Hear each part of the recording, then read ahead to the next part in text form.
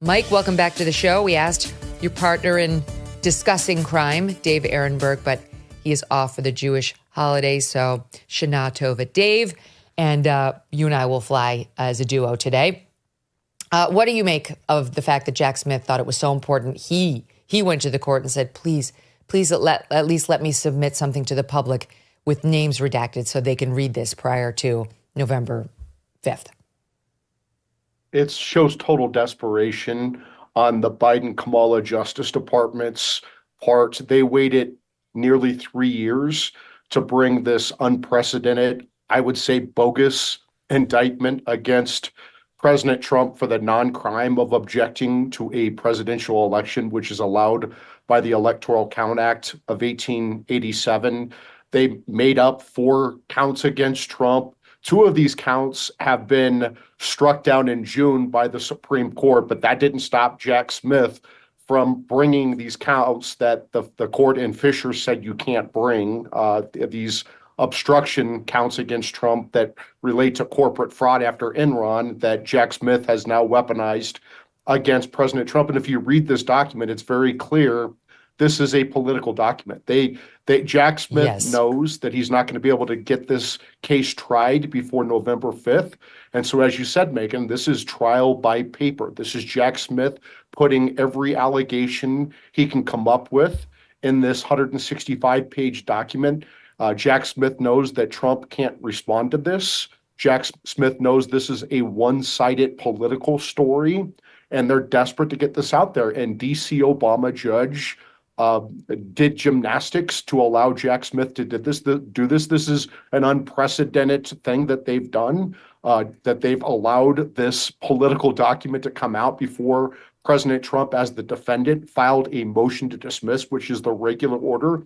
And it just shows that this Biden-Kamala special counsel, Jack Smith, and this D.C. Obama judge, Tanya Chutkan, are political actors who are trying to interfere in the 2024 presidential election, something that they are accusing Trump of doing in 2020 and something they say is now a crime. Yeah, something they indicted Trump for doing. Even Judge Merchan in the New York State business records case against Trump said, I'm going to hold off on the sentencing because I see that there's a presidential election. I mean, you couldn't find a more partisan judge. Even he was like, this is a bridge too far. I know it really would be election interference if I held this sentencing hearing now. But Judge Chutkan, not a qualm.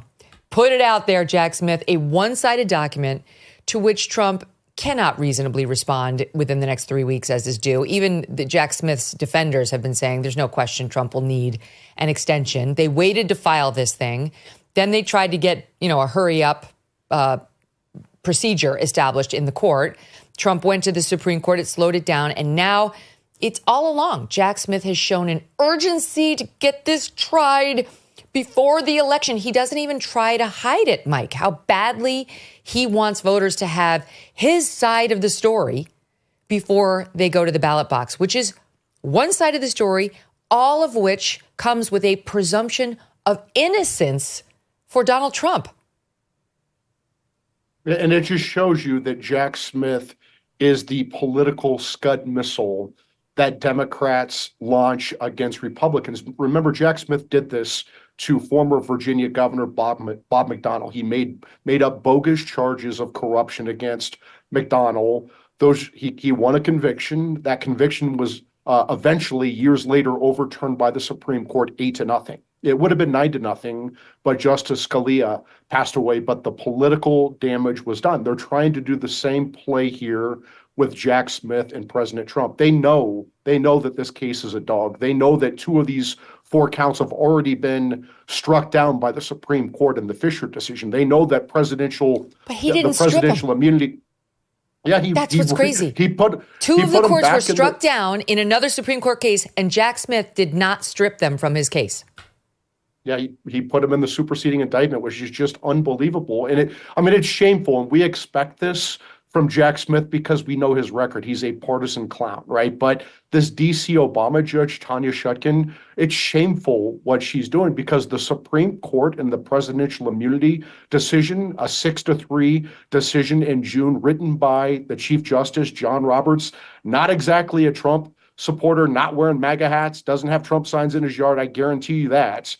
He even reprimanded Judge Chutkan for rushing this monumental case of presidential immunity, because the Chief Justice understands this is so much bigger than President Trump. This is so much bigger than one election. This is about the presidency. If you can throw a president of the United States in prison for his official acts, you're going to destroy the presidency and therefore destroy our republic. And the Chief Justice understands that, and that hasn't stopped. I mean, this is like the Freddy Krueger case, Megyn. They've had both of their arms cut off. They have their eyeballs blown off. They have their leg blown off, and they're just bloody and wounded, but they just keep coming back. It's like Freddy Krueger part 6 with this superseding indictment with Tanya Chutkan and Jack Smith. Is it like Jason and Freddy? This like part 15. This case is a dog, but it just won't die. You know what it is, Mike? I mean, I will say it's obviously an attempt to manipulate our feelings in advance of this debate. Like, he's bad. He did bad things. And as somebody who believes Trump lost, and as I said in the intro, I hated his behavior around J6, but I've gotten past it. And I'm a lot more worried about our country than that episode of Trump's bad behavior. I really am. I think it's far more egregious and evil to let 20 million illegals into this country to murder American citizens, rape little girls, and we could go down the list of all the things, than Trump's personality problems around accepting a loss. But they're trying to tap into people like me who are independent voters. Obviously, I'm in Connecticut, so my vote doesn't really count. But I'm saying, like, in the swing states, they're trying to remind people like me, let's say women in particular, who hated the January 6th story, all of it. He's bad. He's bad. He's bad. None of this has to do with the law or anything he's actually been charged with. The whole case is not really about the law. It's to keep this in the news and try to play on our heartstrings. And, you know, this is why they don't talk about Lake and Riley. They talk about Trump and a mean tweet or some sort of callous behavior. And look at what it's already led to. That we put together a little media montage, making the most of this filing. Check this out, Zatu. Personal, private, criminal interest in that moment. They just cover every single angle of it in a way that it just feels like a straitjacket. It's not, I think, particularly useful or edifying for me to say this, but I'll say it, which is that it did make me enraged at the Supreme Court all over again. I mean, I would recommend saving some rage for their next decision on this very same. Well, that's a good point, Rachel. But importantly, when they do that, they will at least be unable to run away from the factual contentions as laid out by Jack Smith, right? As I said, metaphorically turn to any page in the Smith filing and treason will fall off the shelf and hit you in the effing head. There may never be a Trump trial because a Trump election would erase the chance of it, and with that would erase the entirety of justice in the United States of America, and with that erase the entirety of the United States of America. Okay, so treason and the U.S. of America goes away if you read this indictment. Your thoughts on all of that, Mike?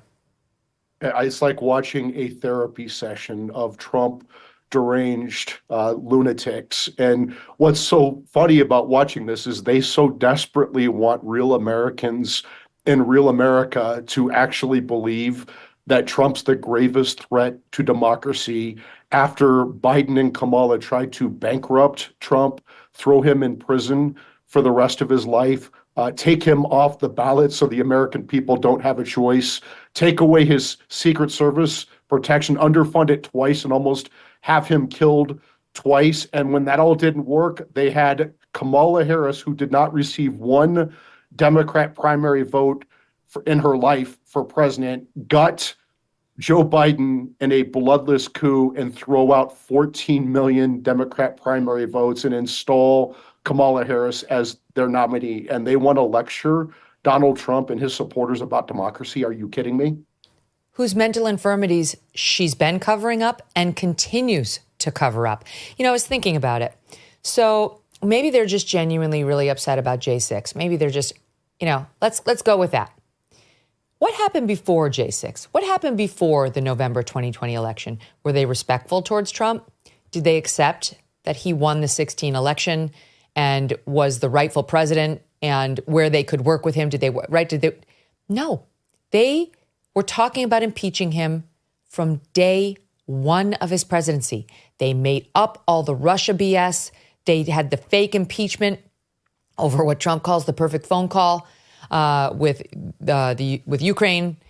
They spent the entire 4 years trying to ruin his presidency and say he had committed impeachable and illegal acts the whole time. So people really need to keep their reaction to what happened on January 6th, which was a very bad, unfortunate protest, in perspective. How many very bad, horrible protests have the Democrats foisted on this country over the last 4 or 5 years without apology, without any accountability, never mind an impeachment and multiple criminal charges? None, absolutely none. So all of this is so rich. Having said all that, let's just go through some of the points because they're everywhere, and I'd love to get your take on it as a lawyer. Okay, one of the big reveals is that Jack Smith used forensic data to track Trump's moments in the White House on J6. And the New York Times reporting and the indictment or the brief shows as follows. Trump was sitting alone in the dining room off the Oval Office at the time the riots were unfolding.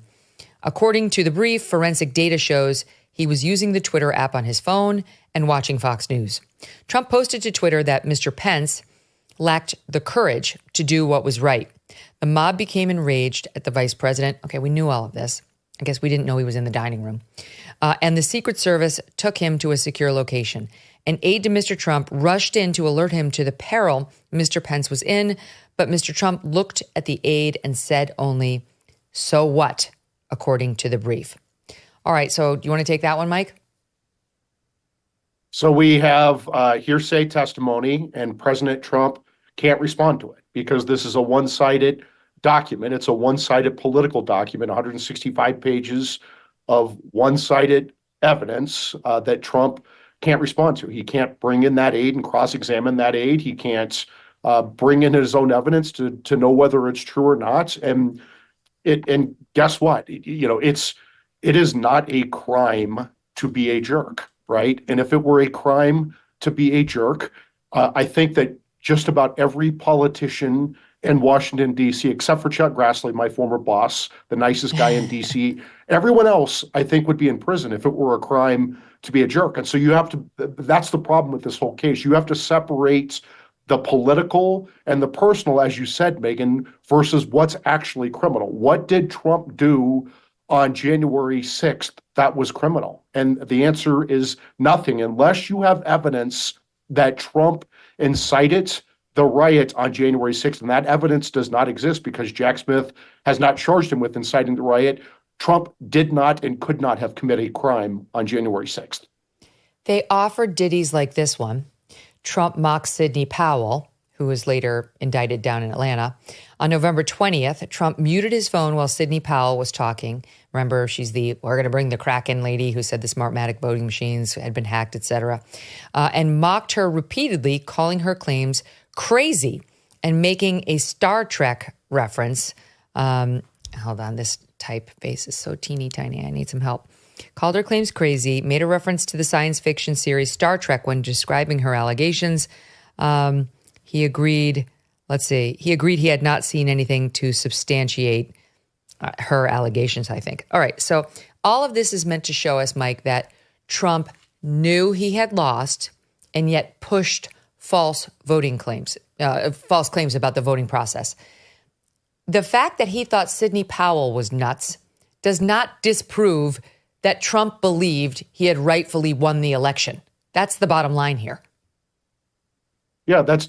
I mean, look, Trump still believes he won the election, right? And remember what Democrats did in 2020. They illegally used COVID to change state election laws in violation of the elections clause of the U.S. Constitution.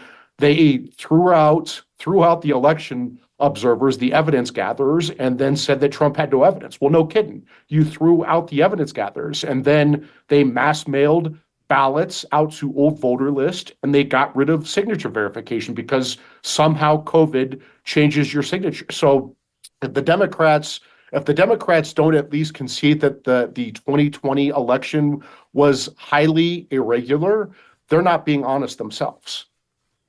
There is a paragraph in here which says that Trump said to his family in advance of the election that, hold on, I'm trying to get at page 15, a Trump operative, again, more hearsay, as was the last paragraph I read, about Sidney Powell. Page 15, a Trump operative who was the assistant to the president and director of Oval Office Ops told investigators he witnessed Trump making an unprompted comment to his family members, most likely wife Melania, daughter Ivanka, and son-in-law Jared Kushner. Quote, "It doesn't matter if you won or lost the election. You still have to fight like hell." The brief calls this statement plainly private because if it's an official statement and in his official capacity as president, it's immune, can't be the basis of a claim, and it can't be used as evidence against him per that Supreme Court ruling. Plainly private because it was about the election and delivered to family members. What I said? No, that's not true what Jack Smith said, that's purely personal, because the Supreme Court in the presidential immunity decision said not only can you not use official acts, you can't take evidence from, for example, the Deputy White House Chief of Staff for Operations, which is exactly what Jack Smith did there. You can't use that evidence under the Supreme Court's presidential immunity decision. That evidence is not admissible. And that's the other thing, like about his conversations with Mike Pence. They're trying to get in conversations he had with Mike Pence. If you can't get in conversations between the president and his attorney general, which the Supreme Court already ruled, how do you get in conversations between the president and the vice president?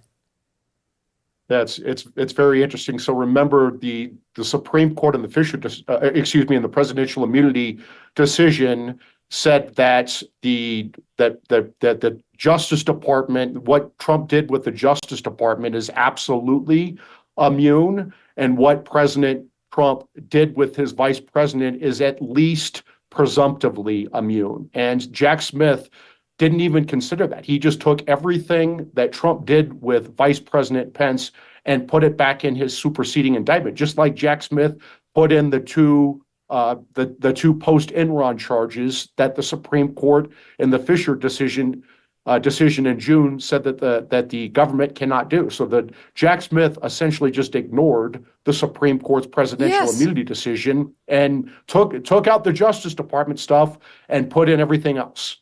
Yeah. I mean, the fact that he didn't adjust based on Fisher was absolutely outrageous, which said, hey, that main claim that's been brought against all these J6 defendants and the main claim against Trump is not a claim for January 6th behavior. It's a claim for people like Arthur Anderson that shredded documents while under subpoena in the Enron scandal. It's not about finding some lawmaker or official who behaved badly and didn't perfectly comport with what you wanted him to outside of a congressional hearing that was happening inside the Capitol.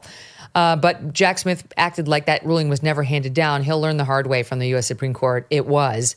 This is another situation, Mike, where we've got, okay, what does that mean? Even if it's true. So some alleged witness overheard a family conversation prior to the election where he said it doesn't matter if you won or lost the election, you still have to fight like hell.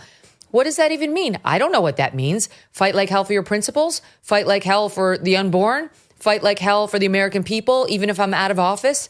This is the problem in having a one-sided brief dropped on us 30 days out.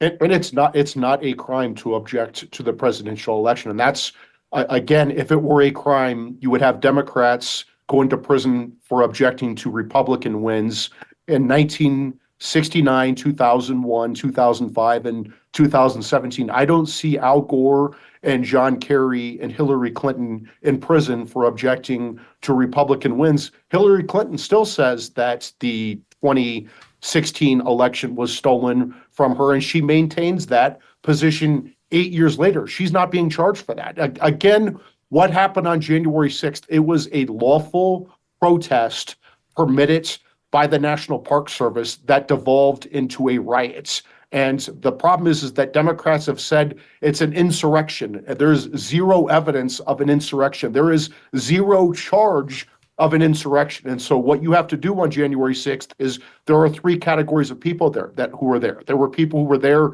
peacefully protesting outside the Capitol. Even if you think they're wrong, even if you think they're crazy, they have an absolute First Amendment right to be there. And then there are people who trespassed, and they should be charged with trespass. And then there are people who were violent, and they should be charged more harshly. But if you're not going to charge BLM and Antifa rioters who attacked the Portland Federal Courthouse and the White House and caused $2 billion in damage across America over several months and killed dozens of people, if you're not going to charge left-wing rioters, then I don't want to hear their crocodile tears about right-wing rioters.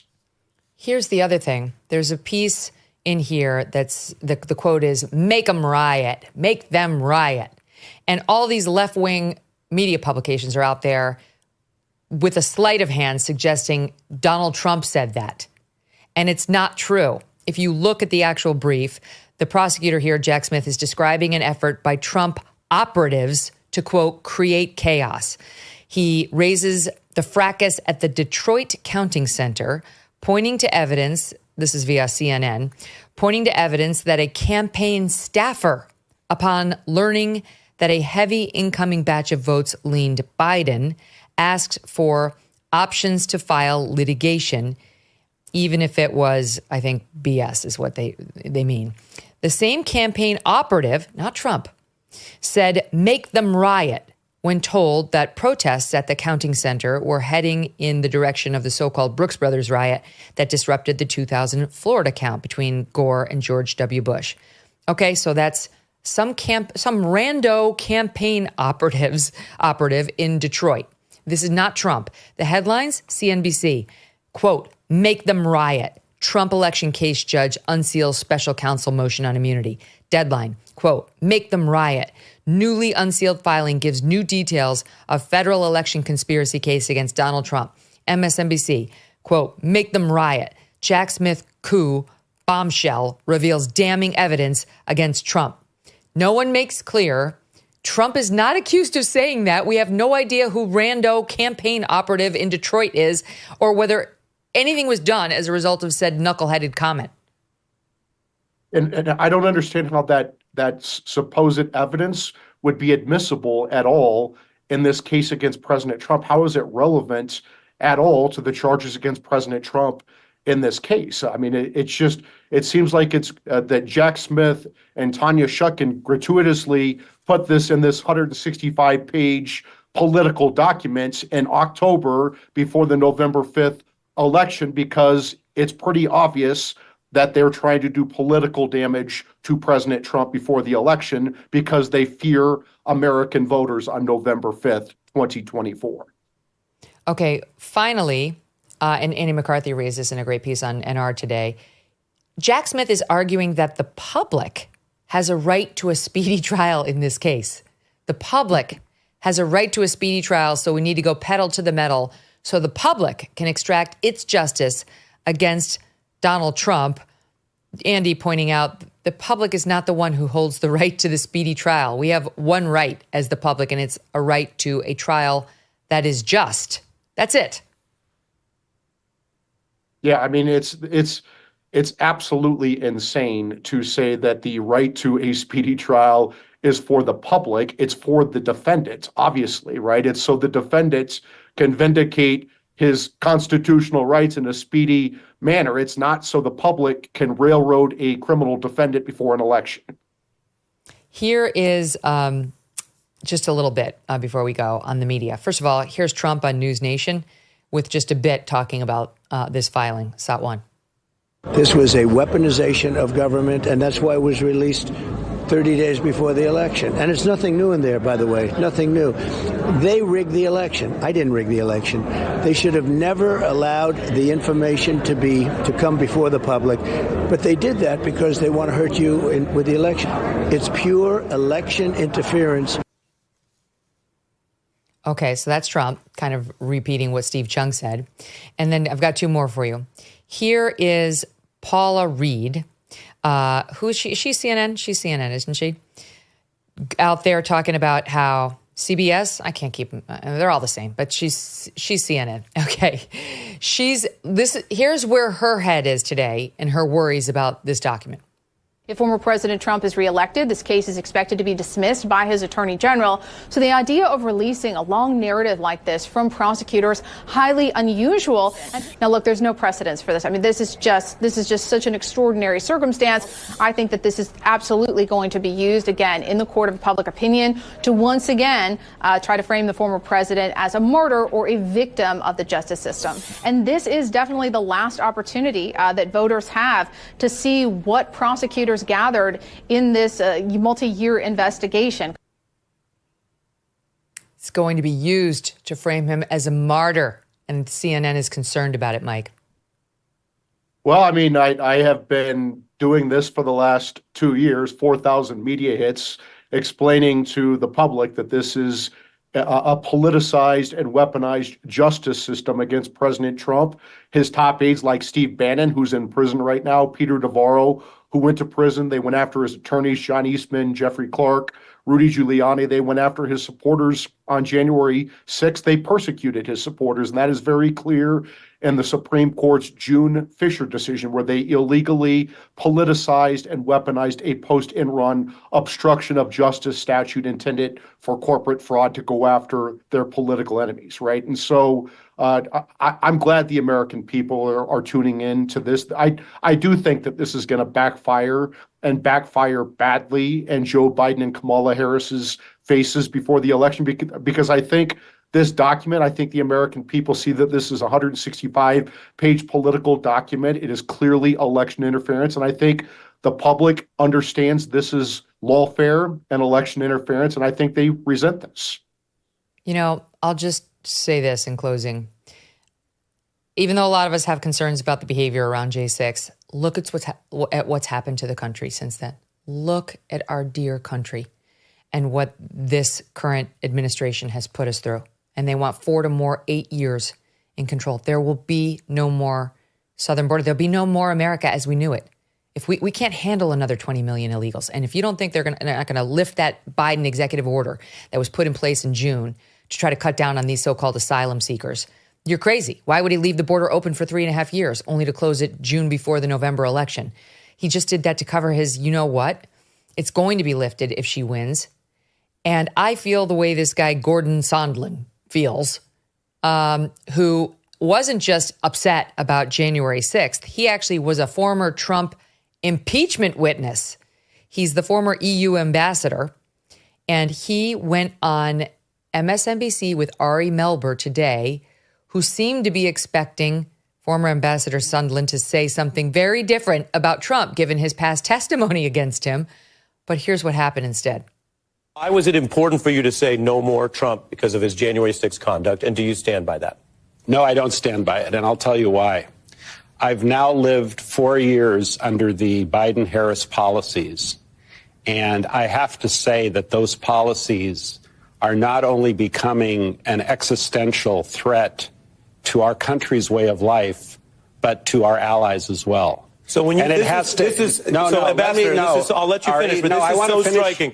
You said it was a no for me after that, after January 6th. I did. And here we are right now. I did. And you're saying it's a yes for you. It is a yes for me. It is an absolute yes for me.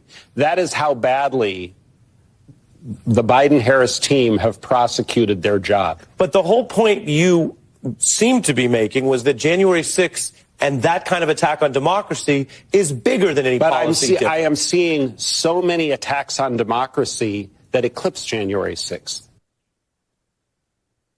That's the thing, Mike. We're kind of ignoring that we could maybe be on the brink of another world war today, thanks to the administration that's now in power. And somebody thinks it's going to get better with Kamala Harris at the helm for another 4 years. I mean, we're just waiting to see what's going to happen between Israel, our closest ally in the Middle East, and Iran, which may be weeks away from a nuclear bomb. This is, I think, what he was referring to there as the former ambassador to the EU. There are personal grievances and things you may not like about both candidates. You have to think about what is best for this country. I'll give you the last word. Yeah, so Joe Biden put Kamala Harris in charge of our border, and she let in over 20 million illegal immigrants, unvetted and unvettable fighting age men from the world's most problematic places in the world. We have the resulting chaos, the resulting migrant crime. She was also the tie-breaking vote in the Senate on Bidenomics that caused this crushing inflation. This migration policy, this inflation is harming real Americans and real America. And then Biden and Kamala sent billions of dollars to Iran. Trump had Iran on the ropes. Biden and Kamala sent Iran billions of dollars. We saw October 7th, the most horrific terrorism imaginable. And now you have Iran launching ballistic missiles at Israel. This is on Kamala. We cannot take 4 more years of Kamala Harris. We will not have a country. She will replace Clarence Thomas on the Supreme Court, maybe Sam Alito, and it is game over, America. There goes our God-given rights to speak, worship, associate, and protect ourselves. Everything is on the line on November 5th. Mike Davis, thank you. Great to see you. Thank you. You know, one other thing I wanted to say to the audience is, for those of you who need a little comfort on the Trump thing, that behavior is highly unlikely to reoccur for many reasons. Number one, Trump is term limited. Notwithstanding the musings of Rachel Maddow, there's no Trump stays in office forever, and he knows that. You know, he's going to be considerably older at the end of his second term if he gets one, and the second important piece of it is there will be no lawfare hanging over him that he has to stay. It's not like a Putin situation, you know, where you're going to get killed or prosecuted if you leave office. The New York case is over, but for the sentencing, and I really don't think he's getting jail time.